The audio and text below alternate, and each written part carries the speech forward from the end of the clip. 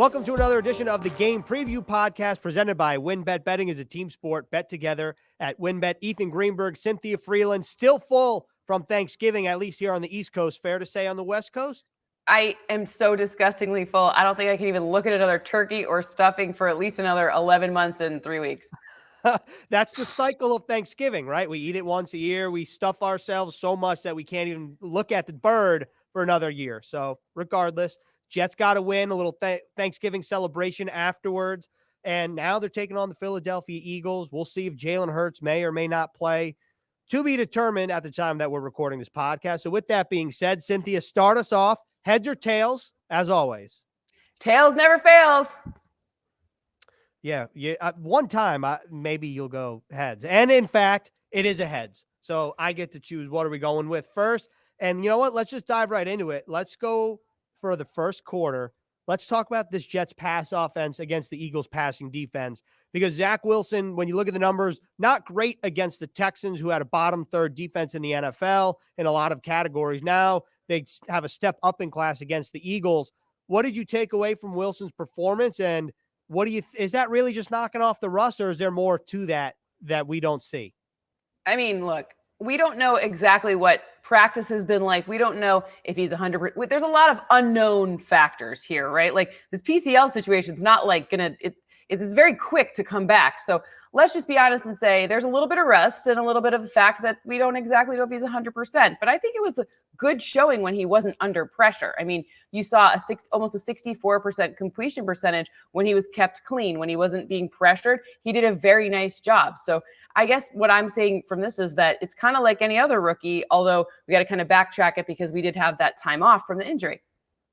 So how quickly do you think that Zach Wilson can get back to where he was playing when he got hurt against the Patriots in Foxborough? Because Robert Saleh said that the team kind of thought that he was about to take that step that we've seen a lot of rookies do for the Jets, like Michael Carter and Elijah Moore. Well, look, we'll know when he's ready when we start seeing him take more deep passes. His average depth of target in this last game was not very deep. Why? Because the game plan was to be accurate and to keep it moving. And it worked because it resulted in the thing that everyone cares about, which is the win, right? So at the end of the day, I think we'll know when he's going to be taking that step and when they're ready and when they believe he's ready, when we see deeper targets, some of those routes that are, a little bit longer developing routes where you need a little bit more protection and you're not under pressure. And how about this Eagles defense, Cynthia? Obviously led by Darius Slay. He's had a very good year. Zach Wilson hasn't had a game yet so far in his career, although just a handful of stars, where he has not turned the ball over. So how mindful do you think he has to be of Darius Slay and the rest of that secondary? I'm going to tell you that defensive fronts and defensive backs, they work, hands in gloves. So it's really about, I'm going to put this one on the O-line a bit. I mean, I went back and I watched all of Zach Wilson's interceptions. I've seen them as well. And some are on him. He's a rookie. He's got to figure this out. And some are on the fact that he's been constantly under pressure. I mean, when you have pressure coming in your face and you're a rookie adapting to the league, that's going to happen. Now, Darius Slay, the thing that's interesting about him is they could probably kind of throw to the other side away from him. And while he is a very good corner and someone you should absolutely not mess with, no matter if you're a very, very good quarterback in this league or a very, very established quarterback in this league, it's really going to come down to the fact that, it's got to be a read of the defense and he's got to stay out from pressure's way so he doesn't have to make a decision that he's not ready to make. You mentioned taking deep shots with Zach Wilson, and obviously that was kind of like the bread and butter at BYU, the off-platform stuff. We saw it when Zach Wilson played like that against the Tennessee Titans. But how do you balance that as well as getting the ball out of your hands quickly, knowing that the Eagles like to start their defense much like the Jets? It all starts up front for them.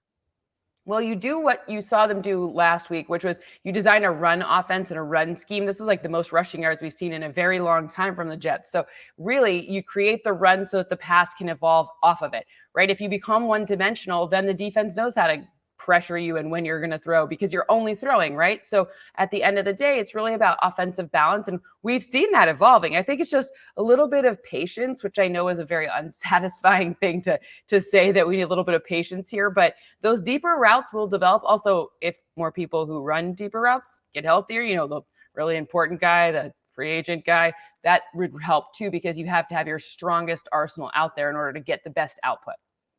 Oh, I think I know that guy. I think you're talking about Corey Davis, who did not play against the Texans with a groin injury. We'll see what his status is for Sunday against the Philadelphia Eagles at MetLife Stadium. Let's move on to the second quarter here, Cynthia. You talked about the Jets running game. Without Michael Carter last week in Houston, still a very productive performance from Tevin Coleman, Ty Johnson, and we got to shout out Austin Walter, not just because of the story, but because he had some really nice runs here for the Jets. He had some great runs, and I love his story. And I don't know, seems like this like theme of the Jets season. You've got these like great kids who kind of seemingly pop out of nowhere, and then they give you these awesome press conferences, and it's great. Like that kid's awesome. I'm a big fan. But really, you have to go back to kind of Tevin Coleman, who really did take the workload, the volume, and pick it up with Michael Carter's absence. So the whole arsenal of all three running backs was really what made the difference in keeping the ball. Like we saw some turnovers, of course, but the difference was that the Jets did have a bit more ball control because they were able to establish this run so well. And do you expect that success to continue against the Eagles, or is that a different kind of fighter that the Jets are going up against?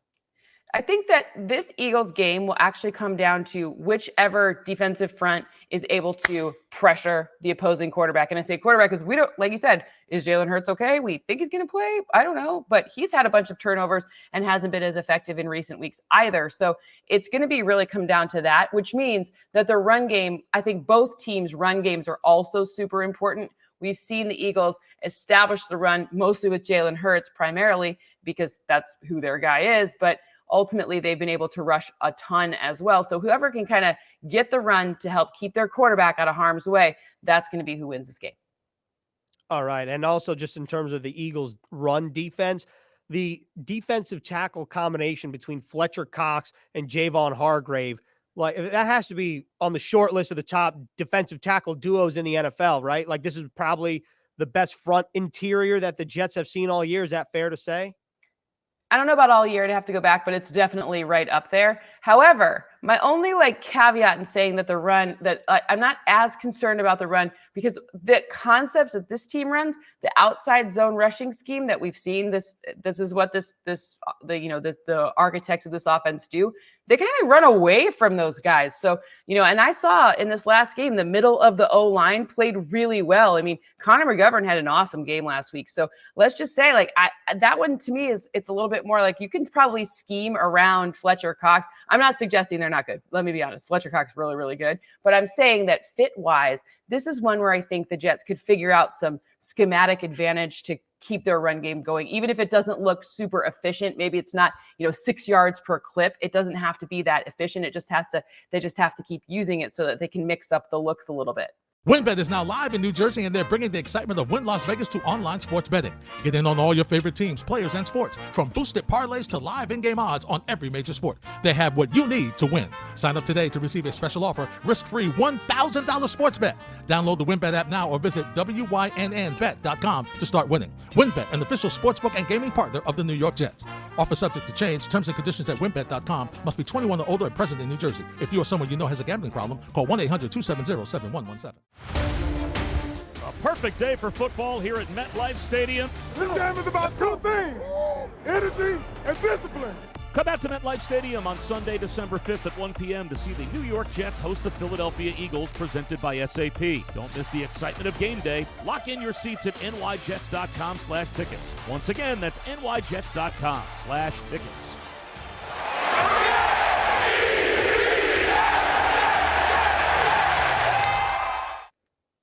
I want to ask you about that. What's the benefit of committing to the run, even though the average numbers may not be there in terms of sheer volume? I mean, Anthony Becht is in the studio every week, and he's always saying, I just want the team to run the ball X amount of times. I think his number is 20, just to try to get defenses off balance. From your perspective, what benefit does that give the offense, even if the run game isn't working at the yards per clip that maybe it did in Houston?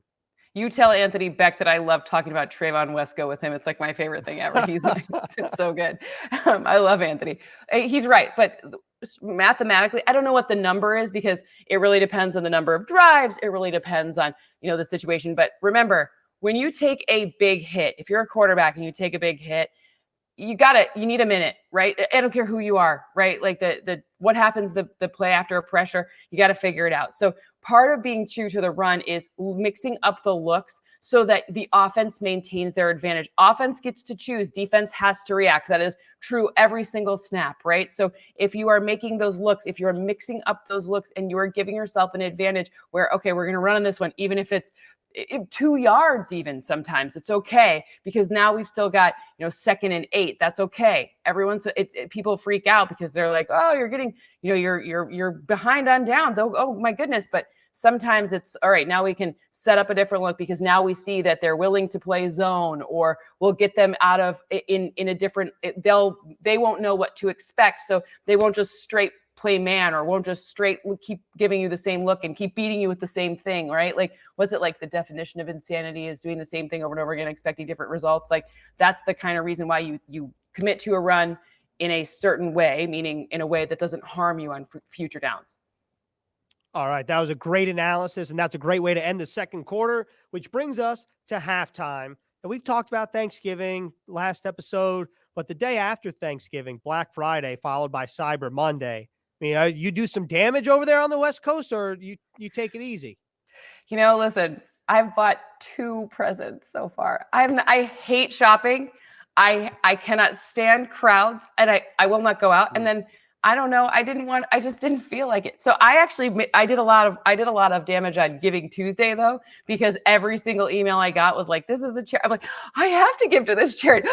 So I did a lot more Giving Tuesday damage. I couldn't websites, and it's all messy, and it's not my thing. It's not my thing. Yeah. I get it so though. Far. Like you want to go in the store and check it out, see it in person, but then there's the crowds, and there's, everything's just hectic where you can order things online, but then if it doesn't fit, then you got to return it. That's a hassle. I get it. It's not a great system, but you know what I wish? I just wish like, I feel like I come from a family where like my parents don't tell me what they want for holidays or birthdays. They're just like, yeah, whatever. I'm like, no. Like, that I'm going to buy something. So just tell me what you want. Like, even if you say you don't want a present, I'm still going to buy one. Tell me what you want. That way you get what you want. You don't have to spend the money for it. I'll be happy to. You're saving me time in the long run. It doesn't exist. And that's an issue. That is my issue. My mom's the opposite. My mom's like, listen, I don't want anything for Christmas, except I'm really looking at this new casserole dish, and I would love to make the casseroles. The casseroles in this dish would be so good if you but I don't need anything for Christmas. Don't worry about it, honey. See, but that's easy though, because then because your mom is dropping clues. She's like, all right, the casserole dish, maybe, if you're thinking that way. You see, I like that. For me, it's not like that at all. It's a guessing game. It's awful. I'm not trying to guess, right? Like, New Yorkers are so black and white. Like, this is it or it isn't. Is it this or is it that? Just tell me what you want and I'll get it. That's it. Well, my dad's a New Yorker, right? So I'll be like, what do you want? And he's like, I need these specific golf balls that are, and I'm like, what? Okay. When he writes it down, I can get it easily. It's fine. Thank you. Mr. Frelund knows what's up in terms of Art gift, Freeland's right? got it. He's on it. He's all over it. He's not messing around. He's not wasting anyone's time. All right. That's great. That was a good little halftime segment. Yeah, I needed that here as we record at 10:18 in the morning. All right. So let's move on to the third quarter now. Let's talk about this Eagles passing offense against the Jets passing defense. We'll save the run offense because that's really the meat and potatoes of the Eagles offense. So what have you seen from Jalen Hurts as a passer so far this year? And let's just play hypothetical. If he were to not play, Gardner Minshew would play. So what kind of challenge would he present in terms of passing the football? Oh God, wouldn't it be funny if on the same week we get Gardner Minshew starting against a New York team, and then we get, a different non-quarterback for Daniel Jones, and start. That'd be incredible. But look, when I look to see this Jalen Hurts passing situation, it really comes down to pressure. Obviously, Jalen Hurts is a very mobile quarterback. So when you get him to hang on to the ball, the reason that the Giants upset the Eagles last week was because they forced Jalen Hurts to do like the runs that are not designed rushes or scrambles where he had a lot of yards. When he was forced to hang on to the ball, 2 of his 3 interceptions happened when he held on for more than 4 seconds. So get him out of his kind of groove, right? Then the other thing there is under pressure, another 2 of his 3 interceptions, one of them obviously intersected there. So interestingly enough, it's kind of the same formula, right? Jalen Hurts under pressure, Jalen Hurts out of rhythm is going to be problematic and ball turnover-y. That's a good word.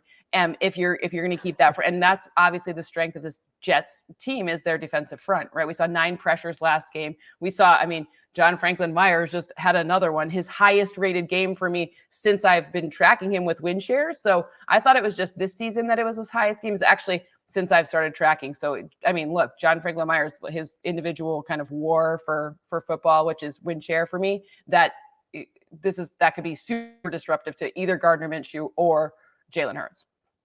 Can you describe, before we continue this or talk about the Eagles offensive line a little bit, what exactly is your win share and your war? And just so we get a little reminder here.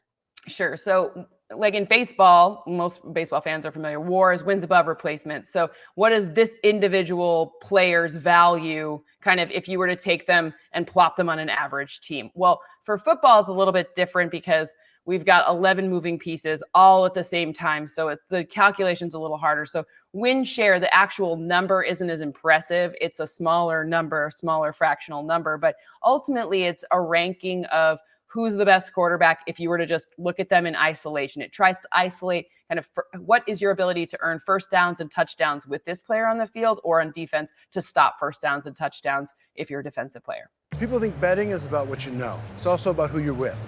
And with the WynnBET sports betting and casino app, you bet with Wynn. Ben, look at this, look at this. New York plus 3.5 at home. They're 44 and 22. Greg, no New York bets. Hey! Hope you didn't bet on Boston. Shaq, did you bet on Boston? I went with Greg on this one. He has a whole system. Big payout, big payout, big payout, big payout. Ooh. Greg. Yes? What is the Greg system? I pick by color mostly. All right. Great analysis. So let's talk about this Eagles offensive line. A little different than the Texans offensive line. Feels like the Eagles are on the short list of one of the NFL's better units. So what kind of challenge will this be for this Jets team? And how important is it to try to win up front this weekend in particular? So interestingly, when I look at this Eagles O-line, look, Eagles have strong O-line partly because they've got a good system of O-linemen and how they teach their O-linemen. Sometimes we forget about that. We forget that teaching people is important, but just ask Trevor Lawrence, that actually does matter. So interestingly enough, when I look at this, it's they don't, when you mix up the speed rush and the bull rush, they get more confused. So that's one of, obviously, so defensive, when you pass rush, you kind of do it in different ways. So if they mix up the ways that they're coming at them, then that could be how you mix them up. Because what's happening here is this team's really figured out that if you run the ball, that things are a lot better. But on passing downs, Jalen Hurts tries to maybe do a little too much. And maybe that's what those interceptions and what the turnovers are coming from, because, he is really good and he is able to manipulate the pocket, but you can't manipulate it forever, right? You can't move the pocket forever. You have to, 4 seconds is it's forever in football. All right. Well, let's wrap up the third quarter talking about the Eagles passing targets and also this Jets secondary that started Javelin Guidry on the outside this past week. The week before that was Isaiah Dunn. Both those guys replacing Brandon Echols, who's on injured reserve. So the Eagles have Devontae Smith, Jalen Reagor, Quez Watkins. Great name, by the way. That's an epic name. You may not like look, he's a competitor this week, but that's a great name. You're like, yes, Quez, got it. Quezzy Watkins. So what do you make of them as receivers, and what kind of challenges do all three of those guys present to this Jets secondary? Devontae Smith is a very good route runner. Devontae Smith is a very smart, instinctive.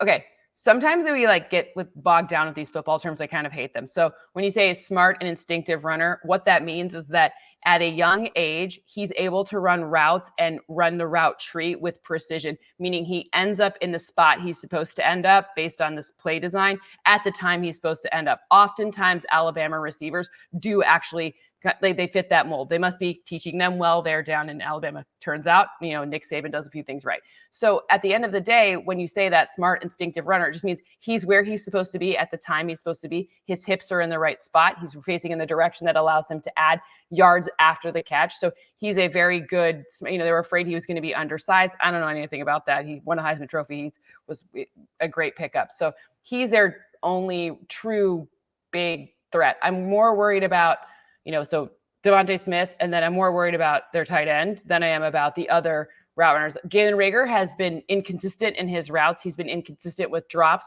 Sometimes drops are a function of which way your bodies turn when the ball arrives. That means less instinctive, right? Like if you ask a scout, maybe that's how they would help define it. So he's less. And look, Quez gets his targets and he makes them happen. But he's there. I don't think they're asking him to run the same routes as Devontae Smith. When you watch it on the film, like they're not. So it's really Devontae and then Dallas Goedert.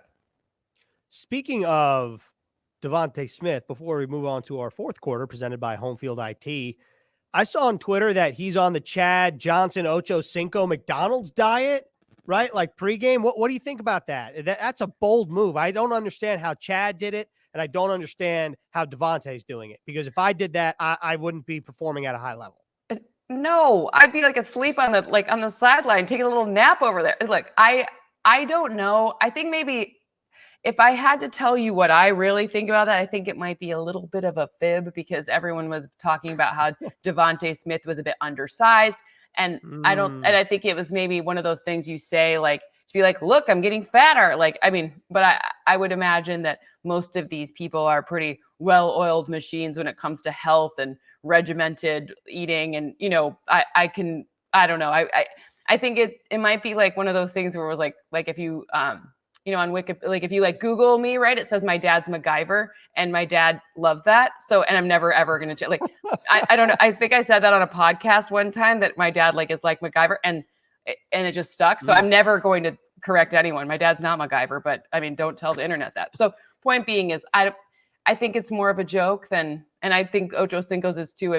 Did you see him boxing? And you don't get that way eating McDonald's. I don't care who you are. I don't care what kind of genetic freak you are. Fair. I respect the commitment to it, but there's no way I could do it. And I could understand post-game more than pre-game. That's really where my issue is. Like if you want to do a little post-game treat, right? You want a little 6-piece McNugget, you want some French fries, I'm here for you, especially after a win. Pre-game, no chance for me. That is a hard no from me. But I digress. So keep eating that McDonald's. If it works, if it ain't broke, don't fix it. And with that, we're moving on to the fourth quarter presented by Home Field IT. Now, the Eagles rushing offense, Cynthia, number 1 in the NFL.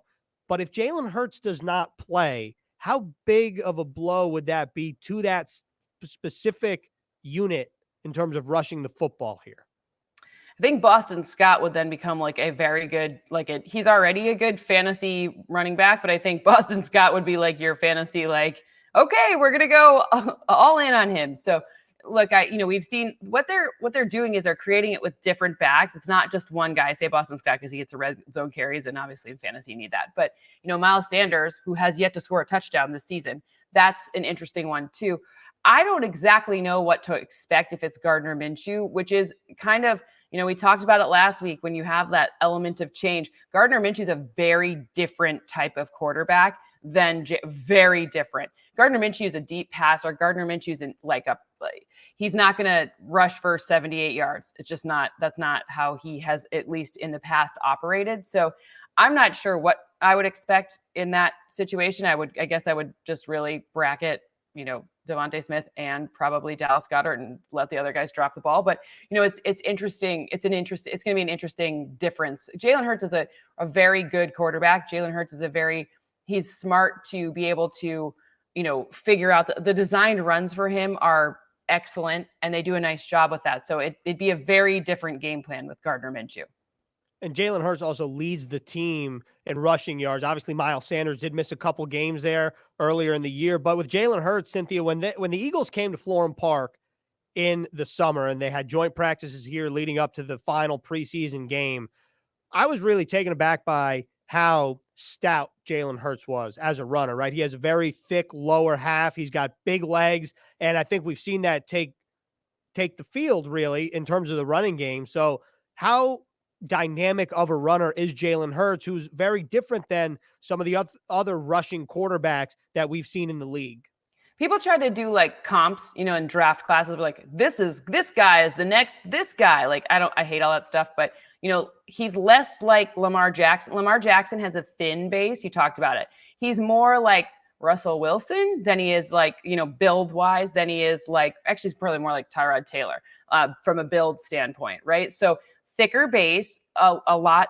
People think it's thinner. Like, I don't know. Like Lamar Jackson is much thinner, and he's much more like he's a very quick. He's fast, but he's also very quick. Jalen Hurts is more of like a true running back, like a guy who keeps getting faster as he runs further. So it's just a different style. And it's interesting because now we have so many quarterbacks who are using their legs, because that's what's happening in college, right? Supply and demand. That's what's going on in college. You got to see that's what's going to eventually evolve to be even more a part of the NFL. So he's like the more modern, like the more modern rushing quarterback. That's not Lamar Jackson, who's truly also a running back, right? If that makes sense. It makes perfect sense to me. And obviously we'll see what happens if Jalen Hurts does or does not play, but that's a big part of this Eagles offense. That was the fourth quarter presented by Home Field IT.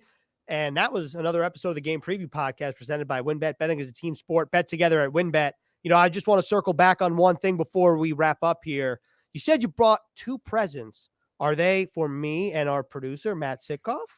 Oh, I already know what I'm getting you guys. I'm not worried about that. No, literally, you ready? My 2 presents. This is it. Niece number 1, niece number 2. That's it. Nice. That's all I've done so far. But I figure if I'm gonna get anyone done, if I can't mess up those 2, supply chain issues, all that stuff, be damned, I will get in trouble if I do not get my nieces their gifts. We do it for the kids, right? Everyone does it for the kids. Cross it off the list. Niece 1 and niece 2, congratulations. Your presents will arrive on time. All right. That was a great episode of the Game Preview Podcast presented by WynnBET. Betting is a team sport. Bet together at WynnBET. Jets Eagles Sunday, 1 p.m. at MetLife Stadium. The Eagles go back to MetLife Stadium after losing to the Giants last weekend. Cynthia, will talk to you next week, and hopefully by then you get some more presents. I guess I'll go do some more work, whatever.